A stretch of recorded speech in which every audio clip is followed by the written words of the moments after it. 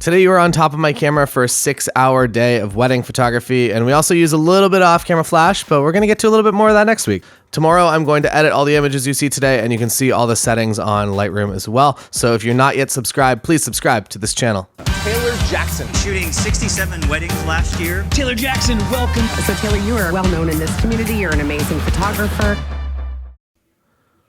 Hello. Welcome to a full wedding day. I'm your host, as always, Taylor Jackson, and I have been really enjoying the Nikon mirrorless series the past couple of weeks. I have just picked up the Nikon, is it the 50 1.8S, which is the Z native mount lens for the mirrorless series camera. I really do enjoy the 35mm lens of the same variety, so I'm hoping that the 50 gives me a little bit more separation from backgrounds, but still keeps kind of the three-dimensionality that I've really been enjoying from the 35mm lens. There really is something special going on with the glass, I think, in these 35 and hopefully with the 50 as well. The glass really does seem to be designed to give a certain feeling, certain characteristics, like the 85 1.4G that I love, as well as the 58 1.4. They really have been just able to come up with a pretty special feeling that I haven't really felt from another lens yet. So I'm excited to get into the wedding day today. The other thing I'm going to be doing is I'm going to be bringing a single flash with me, kind of inspired by Zach Arias. He did a one light workshop a long time ago where he basically just lit everything with one light, and I feel like that is more my style than bringing in multiple lights and soft boxes. It's just going to be a single light on a stand, and I'm basically going to be using it, I think the way that I just generally use off-camera flash is just creating light that I wish existed. So if I wish that there was a window there but there's a wall, I can bounce my light off of that wall and hopefully create some sort of window feeling, or at the very least just create a better quality of light in a room like the hotel rooms here that I know are very challenging. So I think even just a flash on like the little leg stand, not even on an actual light stand, is going to do a lot of good here. So let's see what we get up to. Also, I don't know if you noticed my Peak Design bag in the back, but it is a very fantastic bag that actually has way more functionality than I ever could have imagined. So excited to have that bag. Lindsay has one as well. She has the smaller model, and she kind of lost her mind about it, about how exciting it is to actually have a good quality bag rather than just something that's awkward and clunky and just looks like a Gear Bro.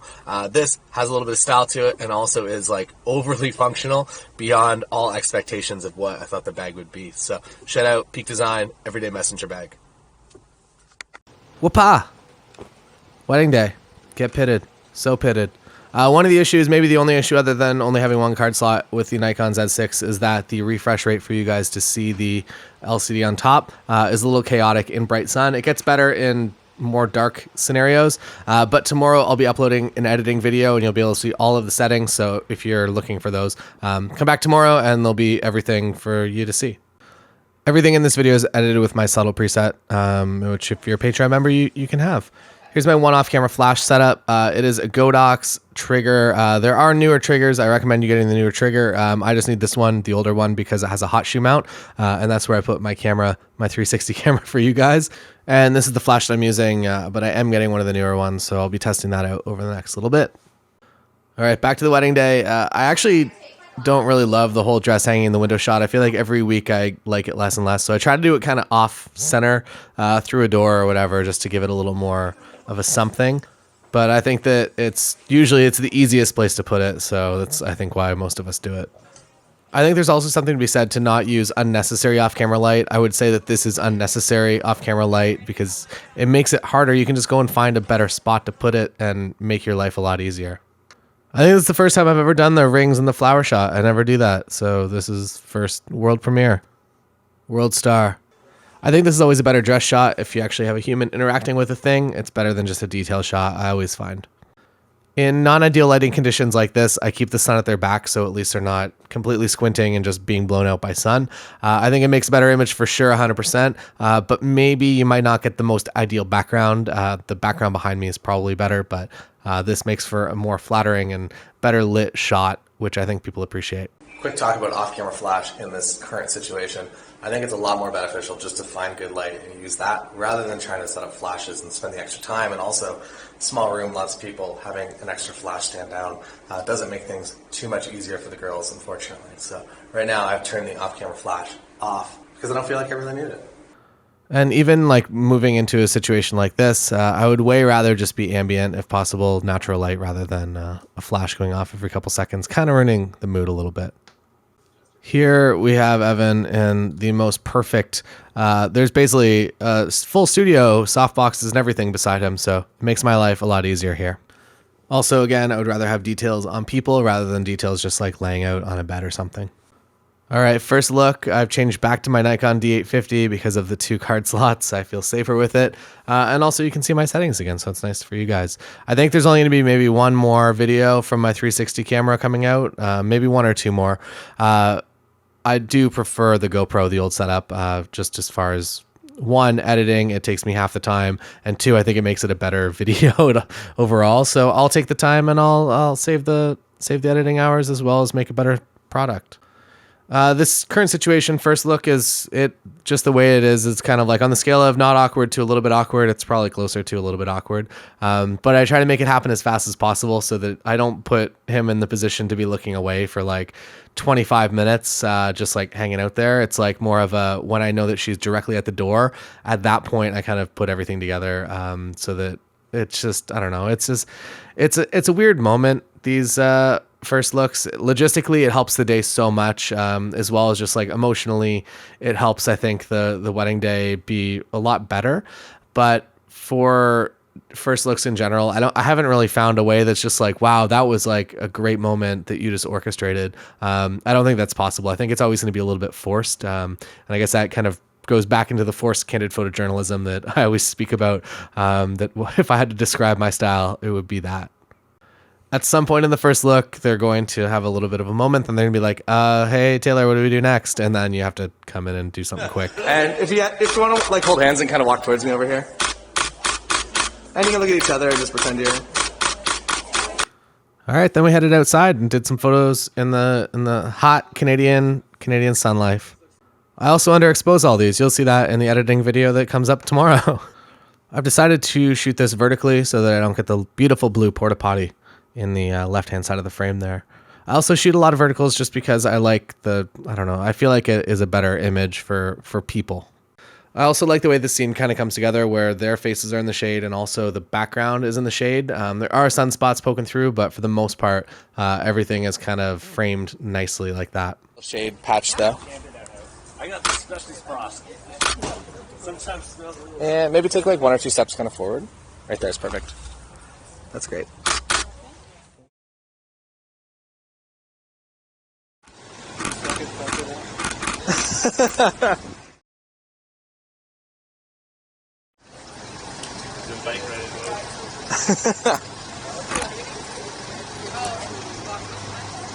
Yeah, I think, or you know what, even if you kind of maybe come out towards me over this way, and you guys look at each other just like you're going for a casual magazine walk in a... It's probably the most wedding-looking image I've done in quite some time. Now we're moving into the ceremony, and I am on my 7200 on my Nikon D850, and I pretty much spend all ceremonies on this, with the exception of sometimes coming down the aisle like today, or the recession also going down the aisle after the ceremony. I switched to a wider lens to try to get some of the architecture and whatnot in there. But right now I'm just kind of photographing everything as it's happening. I would say 90% of my day is probably kind of photojournalistic, and making things maybe look a little bit better than real life. So I'm not going to call it like pure like PJ. It's more just like kind of PJ plus. I don't know. Maybe we'll call it that. Forced candid photojournalism and PJ plus is the new genre of photography that I am kind of a part of.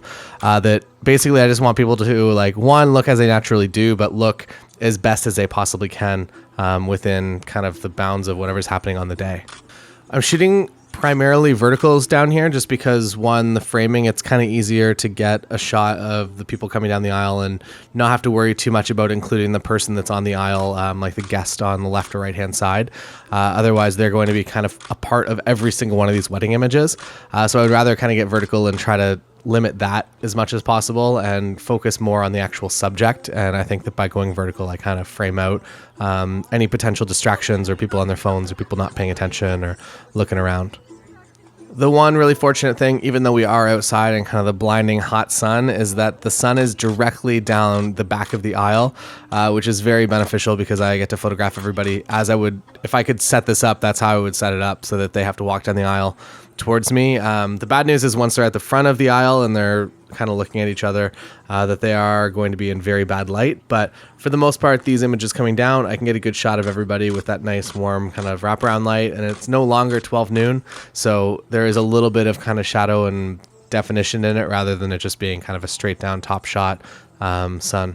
I also go to my way here to make sure that I get a few photos of kind of all the family that's around here. So I get a few photos of the people that I know are the most important before too much starts to happen, because once the wedding actually begins to happen, I usually kind of am closer to the back somewhere, and those parent shots become a little bit more difficult to get their faces. For kids, I always get down kind of on their level. I think that makes a much better image for a kid. If I'm always shooting kind of straight down at them from being like 6 feet at their smaller body, it doesn't look right. So I think it's a better perspective to kneel down. And again, if you want to see all the settings for all of this, it's pretty consistent though. I like to kind of just lock my settings off on manual. But because there is kind of two, I guess, zones of settings, the one setting is just them coming down the aisle this way, which is one consistent specific thing. But then as soon as I turn around, or if in this case right now that I'm going to be getting a shot of Evan's reaction to Alex coming down the aisle, that he's going to be in the bright sun, which is going to be a slightly different shutter speed than coming down. But I'm always shooting at 2.8 or whatever close to wide open is. 2.8, I trust this lens 100%. If you are shooting a lens that maybe you don't trust it wide open, that if it gives some weird blur, if like the left hand side is blurred or if the edges are blurry or whatever, maybe stop it down a little bit. But I am quite happy with this Nikon FL. It's a very expensive lens, but it's one that I use so often that it's worth the cost. If I was to go back and repurchase it, I would probably be looking at the Tamron 70-200 2.8 generation 2. Tim, whenever we were shooting that out in where were we, like Yosemite National Park, it was like almost you couldn't tell the difference between my lens versus his lens. And then I don't know if it's already out in a video. It might have been out in the video a couple weeks ago, but I was doing hybrid coverage of two shots, and it was like his camera to my camera, and he was shooting on the Tamron generation 1 version of it, and you really couldn't tell that much of a difference between this glass, or at least like the $2,000 extra, I think, or $1,000 at least, that this lens is more expensive than that. There was no quality difference whatsoever between the Tamron generation 1 version of the lens for video. Alex and Evan, I welcome you all here today. We're gathered here today to celebrate one of life's greatest moments. So this is kind of the best place to be. I can be on this side, it's okay, but on the other side I'd just be standing in a garden, which is a bit strange. So most of my ceremony shots are going to be from a spot that the sun really isn't the most ideal, and I knew this going in, and it kind of is what it is in a lot of cases, that you can do the best you can within whatever situation you're given. And right now it's a bit challenging. Nobody completely looks their best in kind of bright sun, so I'm doing my best, and I'm staying a little bit wider than maybe I normally would. That is the way that I'm going to be able to create the best images within this current situation. So I'm wider 70-200 still, but just not too much on the 200 side of that 70-200. I also do find that I find this with a lot of my lenses or a lot of my zooms, is that I either shoot them at whatever the lowest minimum millimeter is or the highest. I find that on this lens I'm usually at like 70 or 200 quite often, as you see me switch from 200 to 70 right there. I spend a lot of time kind of on those two focal lengths and very rarely in between, which is something that I didn't really notice until a couple of years ago. This is I could be standing in the center of the aisle getting these photos and blocking the parents, but I can just sit down in the third row here and get the same shot, get better shots even. This is my dance to get a close-up of the first kiss, or a close enough-ish of the first kiss, and then switch to my 24 to get a wide shot of them coming down. Again, they're staring into the sun, so it's just bright. So if I can get wider, I can get everything. I think it's the better shot, and I made the right choice there. All right, into family photos. I am setting up an off-camera flash that is on that chair there with just the little foot thing that comes with the flash, and it's pointed at the ceiling there just to get a little bit more light kind of directly in front of them and falling on their faces, because there is good light in here, but it could be just a little bit better. And I feel like that's what we kind of did with just a simple off-camera flash. I believe that it's at 1/32 power, so it's not really that powerful. It's also not gelled or anything. It's just natural as it is. And I think it's adding just a little extra to the images, and it's worth setting up because it took me a couple of seconds. All right, back outside, this is kind of pre-golden hour, I guess. We're probably 2 hours away from it actually being golden hour. The sun up here, I guess, kind of hangs out in that top quadrant there where you see it for a little while. And my struggle every weekend is like, do I take you out now or do we wait a little bit and maybe it gets better or maybe it doesn't? I usually hedge on the side to make sure we get something rather than waiting too late. And then my couple change clothing and grab beers. All right, there's 2 of them there for you. There it is, man. Thank you so much. Enjoy. Bye, guys. One of the, I guess, downsides, but also kind of upsides to making these videos is I get to rewatch everything that I did on a wedding day. And if I could go back in time, what I would do is I would have brought a tripod to this. I would have brought a camera with a 10-stop ND, and I would have got that nice soft water with a 30-second exposure and then composited the couple in just for like 1 or 2 photos. Not like a lot, but I think that it would have made like the most incredible image of the wedding day if I would have done that. But that's not something that I would typically bring to a wedding at all. So that's not even part of my kit. But now I know going back that if we go down there that I can create that image. And that's kind of one of the reasons that I like shooting the same venues over and over again. I'm sure you've noticed that I'm at the same places quite often. 1, because I'm a preferred vendor there. And 2, because they're actually the places that I've chosen to work most of my life. And they make me the happiest. So for this session, for the details, I only really got about 1 minute and 10 seconds before everybody came in the room. So I did as much as I can really fast, and that was pretty much the non-abridged version of all of my detail shots. That is my off-camera flash pointed at the wall there. The wall is white neutral enough that it can throw some pretty good light off of there, turn that into a softbox as well as the windows there, but it's kind of weird mixed lighting here, unfortunately. Also, my off-camera flash is kind of set up mostly for actually just the first dance. So once they're actually in here, that is when it becomes the most useful. For the intros, it's always a bit random, and you do have to fix a lot in post because they just go through so many different zones of lighting so quickly. All right, for the first dance, I like an off-camera light because it's consistent. In this case, I could just have it on top of my camera, no big deal. But in situations like this where you get a little further away, it does really help kind of accentuate them in the middle of the dance floor. Having an off-camera light during speeches, I'm going to set mine up kind of to the left here, pointed at the white roof. The wood roof doesn't really do so good, but you can keep consistency regardless of where you are in the room and 3-dimensionality to your photos. Honestly, like right where you're standing is really, really incredible. All right, outside for the sunset session, and then I am leaving. So next week, we're actually going to get into more off-camera flash and more, I guess, specific examples of how you can use it. I feel like today was just kind of like a little bit of a teaser. But I think the most important thing with off-camera flash is knowing when to use it and when to just go with natural light. And I think that today just lended itself a lot better to natural light. And next week, we're actually going to find ourselves in a lot of situations where you can add a lot with off-camera flash. So I'll see you then, and I'll see you tomorrow for editing of all of these images, as well as all the settings that we took them with. So check that out tomorrow. See you then.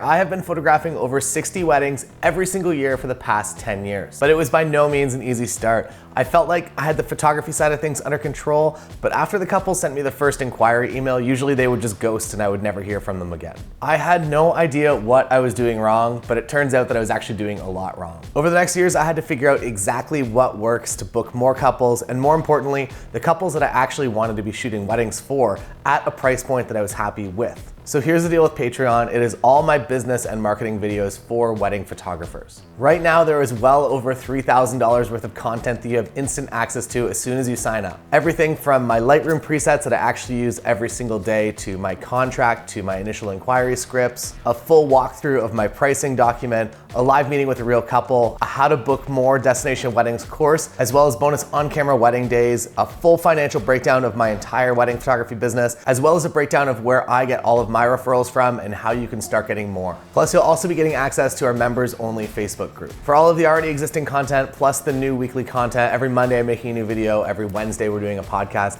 I'm asking you just to buy me lunch once per month. It is by far the best value in wedding photography education anywhere out there on the internet. You can cancel at any time, and if you join and you're not absolutely blown away with all the content, send me an email, I'll send you $20 back, full 100% money back guarantee. Wedding photography is such an oversaturated industry. By buying me lunch once per month, I'll teach you every single thing that I've learned over an incredibly successful career. I'm Taylor Jackson, and I hope to see you inside.